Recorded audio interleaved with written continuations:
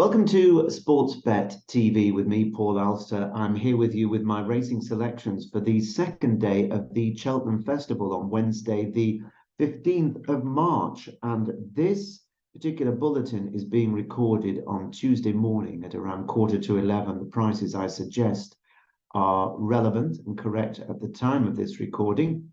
And of course, they're also being recorded before we know what happened to the couple of horses I suggested to you for the opening day on Tuesday, where we're looking forward, of course, to seeing the show get on the road on soft ground. It's going to be all about stamina this week, I think.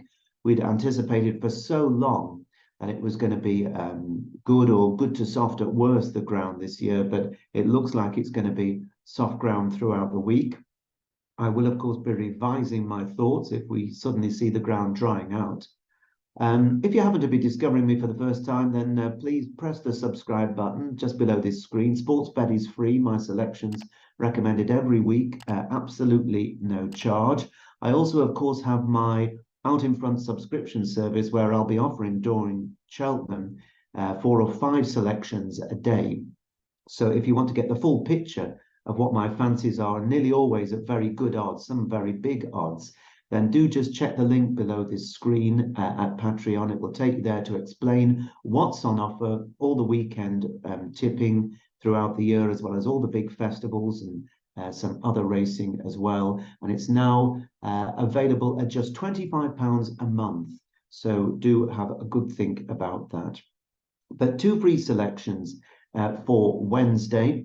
And I'm going to take you first to the third race on Wednesday, which is the Coral Cup, one of the big handicaps of the week. The Coral Cup handicap hurdle, 2 miles, 5 furlongs, and 26 runners go to pose. Soft ground. At the moment, we haven't got any non-runners, so the reserves, such as Irish Hill, who is fancied by some, aren't getting in at the moment. They may well, by the time they have their opportunity, if something does drop out.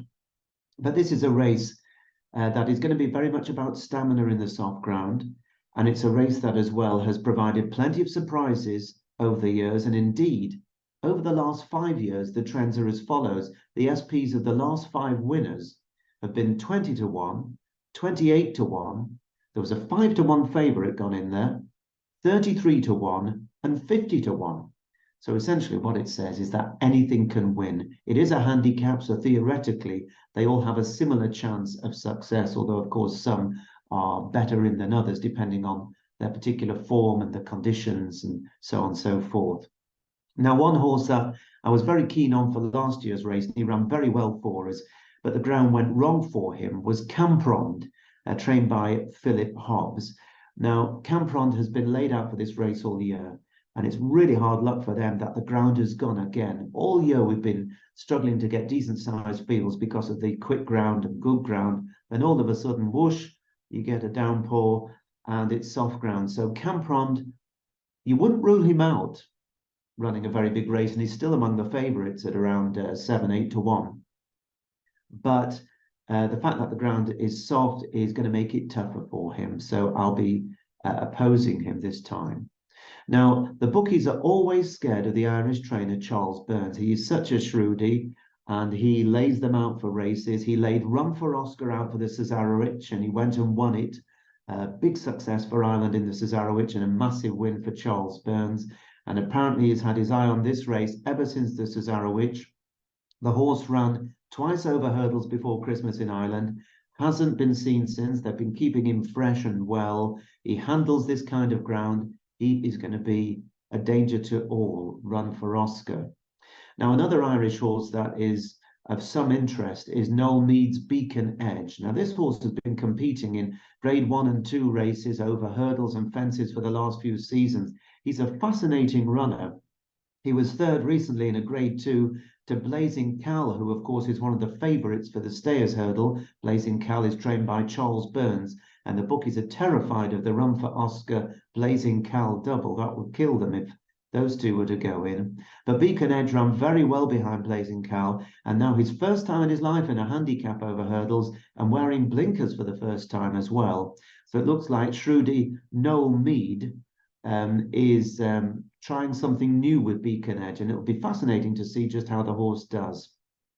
Now, the Irish really do have a very strong hand in this race as usual. San Salvador for Joseph O'Brien and Captain Comby for the She stable were first and second at Punchestown on New Year's Eve, and they both come here with chances.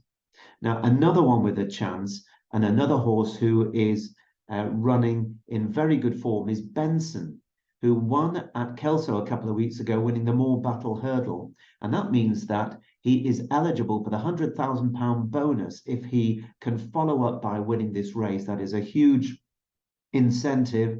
Sandy Thompson sending him all the way down from Scotland to try and lower the colours of the top British, English and Irish yards, I should say. Let's get it right.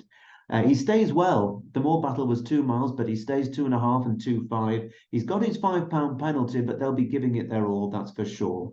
And the very classy top weight here is Field D'Or, trained by Gordon Elliott.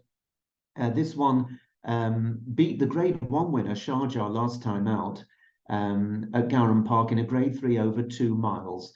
Now, if this was over 2 miles at these weights, I think Field D'Or would be a very, very good bet. No doubt about it. I'm sure it would be favourite.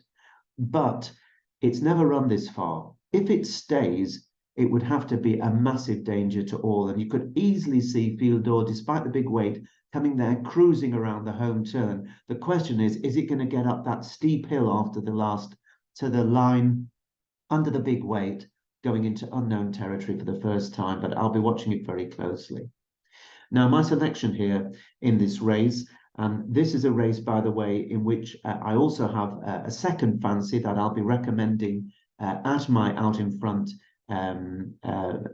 website at Patreon, and I'll be splitting my bets, as I tend to do in these very big field handicaps, between the horse at Out in Front and this one, which is Ikare Allen. Ikare Allen, trained by Willie Mullins, and the mount of Mark Walsh. Willie Mullins, long odds on to be the top trainer this week. He's got so much firepower and is closing in on the remarkable possible 100 winners at the Cheltenham Festival in his career. Mark Walsh, the contracted jockey to the Top Jumps owner, J.P. McManus. Now, Ikare Allen is only a 5-year-old. He's a horse who's still probably to reach his peak, and he's already done a great deal. He won a Grade 3 at Fairyhouse over 2 miles last February of 22, and then he came to last year's Cheltenham Festival and he ran a great race. He was 4th in the Triumph Hurdle, the Grade 1 behind Vauban. He disappointed after that at the Fairyhouse meeting that probably came a bit too soon after his big run at Cheltenham, and after that he was roughed off and just put out in a field for the whole summer. He was off for 8 months. And then he came back with a cracking first run of the season. It was in a €100,000 handicap at Fairyhouse over 2 miles. He had a very big weight of 11 stone 12 pounds, and he finished 3rd of 17 runners to Merlin Giant. And Merlin Giant was receiving nearly a stone, 13 pounds from Ikare Allen. That was an outstanding first run of the season. And then he had a couple of months off. And then he never got going. They brought him over to Newbury for the Betfair Trophy. And there was always a suspicion that the quick ground was not going to suit him. And it was very clear from an early stage that he wasn't enjoying the ground. And sensibly, his jockey looked after him. So completely ignore that last run at Newbury, because that just was one of those things that he couldn't go on the ground. The thing about Ikare Allen is he loves soft ground. He loves it hot deep, and he's going to get that, all being well, on Wednesday afternoon. He's always looked as well as if he's worth a try over further, because he's always come home very strongly over 2 miles. He's actually been allowed £1. He's dropped £1 since that run at Newbury. The ground is right for him. I think the strong pace will allow him to travel up in behind the leaders. And I'm hoping that when Mark Walsh pushes that button going down towards the last, there is the response there, and he will come home strongly up the hill. Now, at the time of this recording, at 10 to 11 on Tuesday, he's offered at 28 to 1 with a number of firms each way, and the best place terms at the moment are the 7 places offered by Bet365. So that is my first choice. on Wednesday for you. Ikare Allen, 28 to 1 each way, 7 places in the Cheltenham 250, the Coral Cup. And then I'm going on to my second and final tip for you for Wednesday, and it's another big handicap. I'm going for a big handicap double here. And once again, it's a similar story. I'll be splitting my stakes between the two horses that I fancy equally, one that I'm proposing for you here, and the other one that will be available to you if you sign up at Out in Front. Now, the 450 is the 2-mile Grand Annual Handicap Chase. 20 runners on soft ground, lickety split. They go like the clappers here over the 2 miles, even in the soft ground. And rather like the previous race I mentioned, the big handicap, there's been a variety of odds returned the SPs of the last 5 winners. And they are 15 to 2, so a fancied horse, 66 to 1, bit of a rag, 7 to 2 favourite, speaks for itself, 14 to 1, and then 28 to 1. So basically anything has won this race in the last 5 years, from a hot favourite to the rank outsider. So it's take your pick, pay your money, and take your chance, okay? Now, JP McManus, of course, owns Ikari Allen, that I fancy earlier in the day. He's got 2 of the likely co-favourites at the moment. Dino Blue, who's trained by Willie Mullins and runs first time in a handicap off 140 after being placed in both a listed and a Grade 2 mares chase in Ireland. So she's an interesting contender. And he's also got Andy Dufresne, named after the character from that great film, The Shawshank Redemption, that we all love, Tim Robbins. And this one, trained by Gordon Elliott, was second in the race last year. And that came in heavy ground. He ran an absolute blinder and was staying on well in the closing stages. And he runs off the same mark. He's hinted he's still got all the old ability there, but he's been a bit in and out this season. And his jumping hasn't been 100%. But it wouldn't surprise at all to see him go well. And there has been a bit of confidence behind Andy Dufresne in the anti-post markets. Now, another one that's attracted interest, another Irish runner, is Final Orders, trained by Gavin Cromwell. What a great piece of training from Gavin Cromwell. He's placed this horse brilliantly to win its last 5 races in handicaps. It has improved out of all recognition, and it's going to try and defy the handicapper once again and complete a 6-timer. It's rated £10 higher here than when it last ran at Leopardstown and won by 4 lengths. But who's to say it's not going to continue improving? Now, the shortest price of the British team is the Skelton's 3rd Time Lucky, who's twice been a course and distance winner as a novice and came right back to form last time out at Sandown Park. Has gone up £6 for that win. The ground probably be okay. Wouldn't want it much softer, I don't think. Another British challenger is Joe Tizard's Elixir du Nuts, who was a good second in a Grade 2 last time out. That was a very, very good effort. He's £9 higher than his previous Warwick success. And for him, I'm just wondering whether he's going to cope with conditions. A couple of others in this big field, worth a shout for you to just consider. Call Me Lyrene, another one for Gordon Elliott, who on the pick of its form, I think, would have to have a proper chance, but it's a bit of an in-and-out performer. And a horse that's done us a favour in the fairly distant past, I think it was about a year and a half ago, A Wave of the Sea, Joseph O'Brien's horse, who won for us at Leopardstown at very nice odds a couple of seasons ago. Well capable of popping up in a big handicap. It likes the cut and thrust of these big fields, and it is one that you certainly wouldn't rule out. Now, as I say, I fancy 2. The other one I'm mentioning to my clients there at Out in Front, but the one here that I fancy equally is called Epsom de Hoo. Epsom de Hoo, trained by Henry de Bromhead and the mount of Rachel Blackmore, so a top team connected with Epsom de Hoo. Now, this horse absolutely loves soft ground, so it's another horse that I focused on because it really does like the conditions. It's a lightly raced 9-year-old. It's won 4 of its 15 races, and interestingly, it's never had a run outside of Ireland. So they obviously think that it is worth bringing it over, travelling it abroad for the first time. And that in itself, I think, can often be a bit of a tip.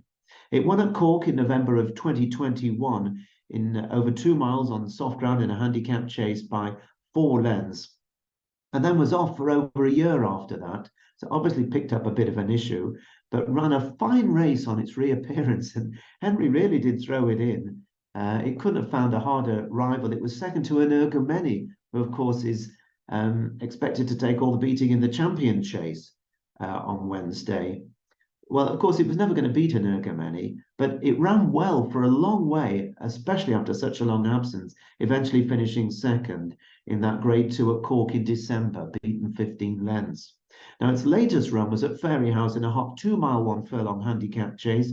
It had every chance to out, but couldn't quicken with the first two. It was eventually beaten 13 lengths. It finished third. Now, to say that was only its second run in 14 months, this was a good effort, and I think, will have put the horse just about spot on for Wednesday's race. And the good thing about it is the form of the Fairyhouse race is really working out, with the winner Rebel Gold, who was receiving £11 from Epsom de Hoo, having gone on to step up in class and win a Grade 3 last time out, really in very good style. The second horse that day was Don Vegan, who has gone on to finish fourth in a Grade 1. So the form, I think, speaks for itself. Epsom de Hoo is my choice, and last time I looked, there was 20 to 1 each way, with plenty of firms, including Paddy Power, Betfair, and Boyle Sports, for 6 places. So I'm hoping that Epsom de Hoo is going to run a big race for us, my second selection, on Wednesday. We know that finding winners at Cheltenham is very tough, particularly in the handicaps. And as you know, I don't tip the short-priced ones. It's the quick way to the poorhouse, as I was told very early on, and thank goodness I listened. And so very often, even if we get these horses placed, it's going to prove profitable. But placing is not easy either. This is, as I say, the Olympics, all the horses going there with some sort of a chance. But I'm hoping that these have a sporting chance, and I commend them to you. Remember, if you are thinking of adding a few to these, you can check out my extended selections throughout the card at Out in Front. But that's it for this bulletin. I'll be back same time tomorrow at Sportsbet with my selections for Thursday. So I wish you the best of luck both for Tuesday and Wednesday. Bye-bye for now.